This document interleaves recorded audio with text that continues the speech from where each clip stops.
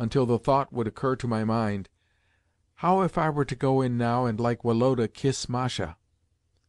What should I say when she asked me with the huge nose and the tuft on the top of my head, what I wanted? Sometimes, too, I could hear her saying to Woloda, "That serves you right. Go away.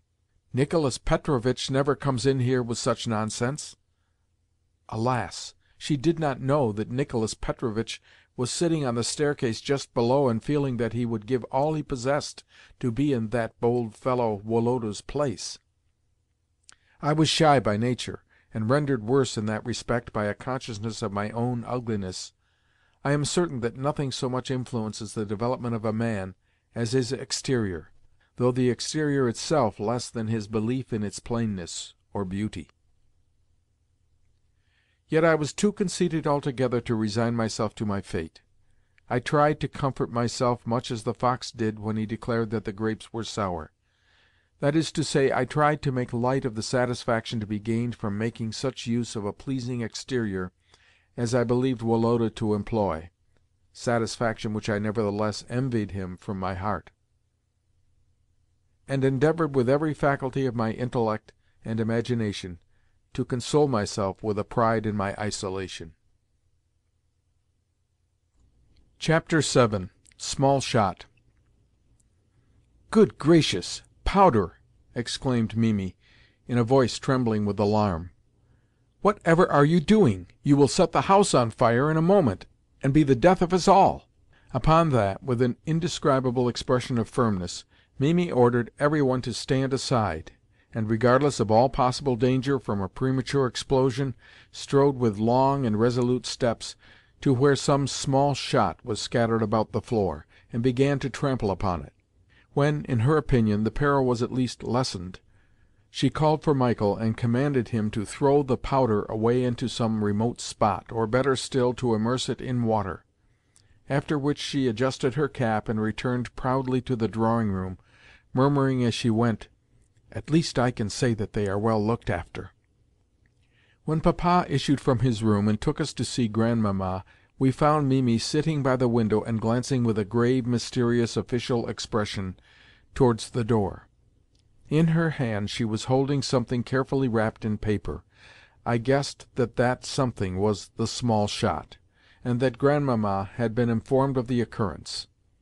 In the room also were the maid-servant, Gasha, who, to judge by her angry, flushed face, was in a state of great irritation, and Dr. Blumenthal, the latter a little man pitted with smallpox, who was endeavouring by tacit pacificatory signs with his head and eyes to reassure the perturbed Gasha. Grandmamma was sitting a little askew and playing that variety of patience which is called the traveller, two unmistakable signs of her displeasure. "How are you to-day, Mamma?" said Papa, as he kissed her hand respectfully. "Have you had a good night?" "Yes, very good, my dear. You know that I always enjoy sound health," replied Grandmamma, in a tone implying that Papa's inquiries were out of place and highly offensive. "Please give me a clean pocket-handkerchief," she added to Gasha. "I have given you one, madam," answered Gasha, pointing to the snow-white cambric handkerchief which she had just laid on the arm of Grandmamma's chair. "No, it's a nasty, dirty thing. Take it away and bring me a clean one, my dear." Gasha went to a cupboard and slammed the door of it back so violently that every window rattled. Grandmamma glared angrily at each of us, and then turned her attention to following the movements of the servant. After the latter had presented her with what I suspected to be the same handkerchief as before, Grandmamma continued, "And when do you mean to cut me some snuff, my dear?" "When I have time." "What do you say?" "To-day." "If you don't want to continue in my service, you had better say so at once. I would have sent you away long ago had I known that you wished it." "It wouldn't have broken my heart if you had," muttered the woman in an undertone. Here the doctor winked at her again, but she returned his gaze so firmly and wrathfully that he soon lowered it and went on playing with his watch-key. "You see, my dear, how people speak to me in my own house," said Grandmamma to Papa, when Gasha had left the room grumbling.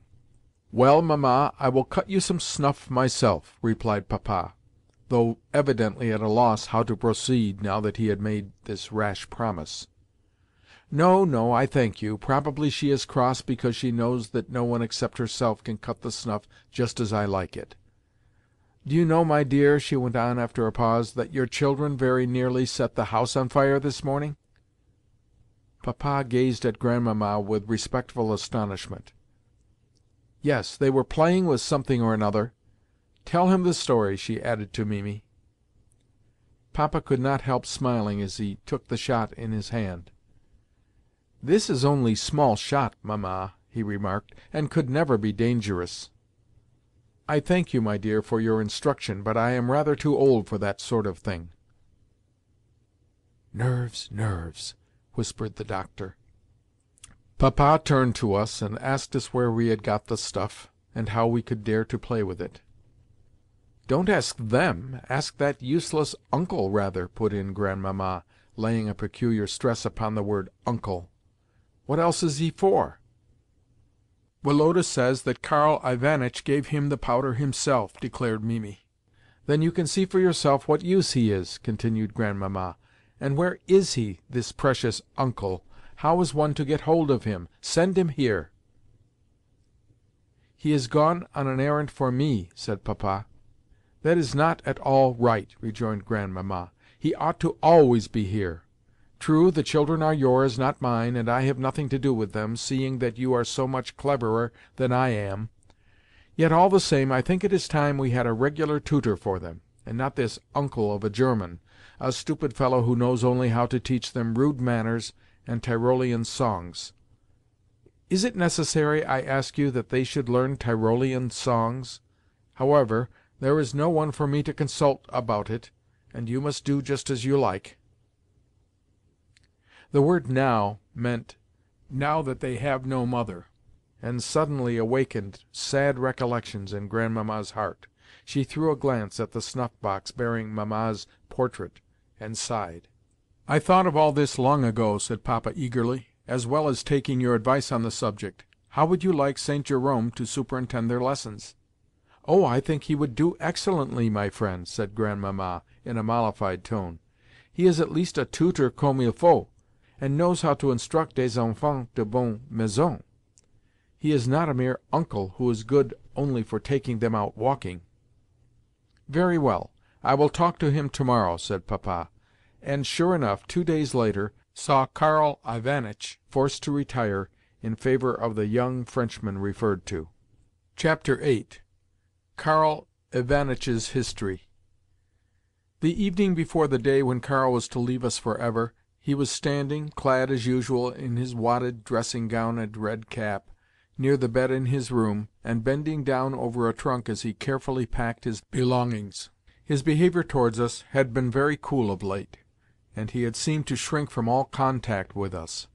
Consequently, when I entered his room on the present occasion, he only glanced at me for a second, and then went on with his occupation. Even though I proceeded to jump on to his bed, a thing hitherto always forbidden me to do, he said not a word, and the idea that he would soon be scolding or forgiving us no longer having anything to do with us, reminded me vividly of the impending separation. I felt grieved to think that he had ceased to love us, and wanted to show him my grief. "Will you let me help you?" I said, approaching him. He looked at me for a moment and turned away again, yet the expression of pain in his eyes showed that his coldness was not the result of indifference, but rather of sincere and concentrated sorrow.